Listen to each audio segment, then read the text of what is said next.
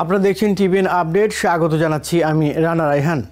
Saudi আরবের সবচেয়ে বড় সরকারি রিয়েল এস্টেট প্রকল্পে ট্রাম্প অর্গানাইজেশন বা প্রেসিডেন্ট ডোনাল্ড ট্রাম্পের নাম ব্যবহার করতে যাচ্ছে। অর্থাৎ সৌদি সরকার ট্রাম্পের নাম ব্যবহার করার লাইসেন্স পাবে। এর জন্য তাদের ট্রাম্প অর্গানাইজেশনকে অর্থ দিতে হবে। দিরিয়া ডেভেলপমেন্টের প্রধান নির্বাহী কর্মকর্তা জানিয়েছেন এ বিষয়ে আলোচনা চলছে। এই আলোচনা আবারও দেখাচ্ছে কিভাবে প্রেসিডেন্ট ডোনাল্ড ট্রাম্পের রাষ্ট্রীয় দায়িত্বের সঙ্গে তার পরিবারের বৈশ্বিক ব্যবসায়িক স্বার্থ ঘনিষ্ঠভাবে জড়িয়ে যাচ্ছে, বিশেষ করে গালফ অঞ্চলে। হোয়াইট হাউসে ফিরে আসার পর, অর্থাৎ পুনর্নির্বাচিত হওয়ার পর, এরপর থেকে ট্রাম্প পরিবার বহু বিলিয়ন ডলারের বিদেশি প্রকল্প ঘোষণা করেছে। ক্রিপ্টোকারেন্সি থেকে কয়েকশো মিলিয়ন ডলার আয় করেছে এবং ট্রাম্পকে নিয়ে বিশেষ ডিনারের টিকিট বিক্রি করেছে। আগামী সপ্তাহে ওয়াশিংটনে প্রেসিডেন্ট ট্রাম্পের সঙ্গে দেখা করতে আসছেন সৌদি আরবের ডিফ্যাক্টো শাসক ক্রাউন প্রিন্স মোহাম্মদ বিন সালমান। ক্রাউন প্রিন্সের নেতৃত্বে 63 বিলিয়ন ডলারের দিরিয়া প্রকল্পটি এই শহরকে বিলাসবহুল গন্তব্যে রূপান্তর করতে যাচ্ছে। হোটেল, খুচরা বিপণী, অফিস স্পেস এবং প্রিমিয়াম আবাসনের মাধ্যমে বিশ্বজুড়ে আইকনিক লাক্সারি প্রকল্পে ট্রাম্প ব্র্যান্ডের দীর্ঘ অভিজ্ঞতা রয়েছে, যা দিরিয়ার সাথে মানানসই বলে বিবেচনা করা হচ্ছে।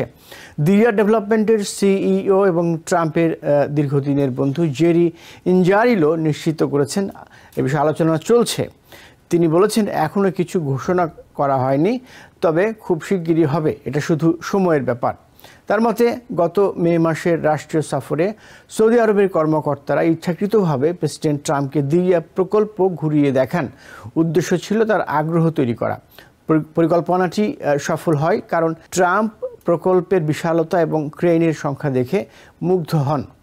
ক্রাউন প্রিন্সের আগামী সফরে ওয়াশিংটনের সঙ্গে একটি মিউচুয়াল ডিফেন্স এগ্রিমেন্ট এবং সম্ভবত সৌদি আরবকে আমেরিকান নিউক্লিয়ার প্রযুক্তি হস্তান্তরের আলোচনাও হবে। ফলে এমন একটি পরিস্থিতি তৈরি হচ্ছে যেখানে জাতীয় নিরাপত্তা নিয়ে কথা বলতে বসবেন এমন একজন নেতা, যিনি আবার ট্রাম্প পরিবারের সম্ভাব্য ব্যবসায়িক অংশীদারও। দিরিয়া সৌদি আরবের একাধিক গিগা প্রজেক্টের একটি, যেগুলো সবই সৌদি সার্বভৌম সম্পদ তহবিলের মালিকানাধীন। ট্রাম্প অর্গানাইজেশন এবং এটার নেতৃত্বে থাকা এরিক ট্রাম্প কেউই আলোচনা সম্পর্কে মন্তব্য করতে রাজি হয়নি। আন্তর্জাতিক রিয়েল এস্টেটে অনেক সময় গুজবকে বাস্তবতা থেকে আলাদা করা কঠিন হয়ে যায়। আলোচনা শুরু হলেও চুক্তি শেষ পর্যন্ত নাও যেতে পারে। তবে ইনজারিলোর কথার সাথে মিলে গেছে দার্প গ্লোবালের বক্তব্য।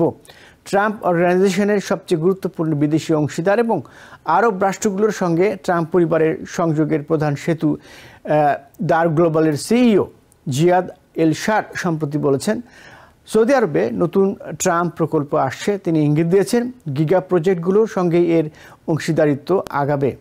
গত কয়েক বছর ধরে গালফ অঞ্চলে ট্রাম্প পরিবারের ব্যবসায়িক কার্যক্রম ব্যাপকভাবে বেড়েছে।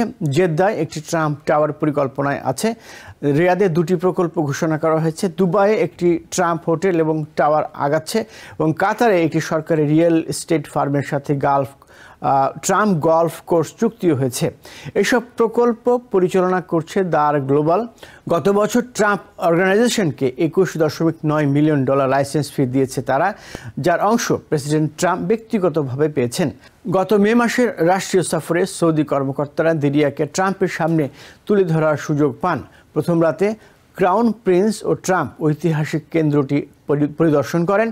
পরে রাষ্ট্রীয় নৈশভোজে দিরিয়া স্থাপত্য মডেলও প্রদর্শনের সিদ্ধান্ত নেওয়া হয়, কারণ ট্রাম্প একজন ব্যবসায়ী হিসেবেও বিষয়টি দেখবেন বলে মনে করা হয়েছিল। ক্রাউন প্রিন্স মোহাম্মদ বিন সালমান সৌদির প্রধানমন্ত্রী, উত্তরাধিকারী এবং $1 ট্রিলিয়ন সার্বভৌম তহবিলের অধীনে থাকা সব বৃহৎ রিয়েল এস্টেট ও অবকাঠামো প্রকল্পের চেয়ারম্যান। ট্রাম্পের প্রথম মেয়াদে তিনি ট্রাম্প পরিবারের সঙ্গে ঘনিষ্ঠ সম্পর্ক গড়ে তোলেন। সাংবাদিক জামাল খশোগজি হত্যাকাণ্ডের পরও ট্রাম্প তার পক্ষে অবস্থান নেন।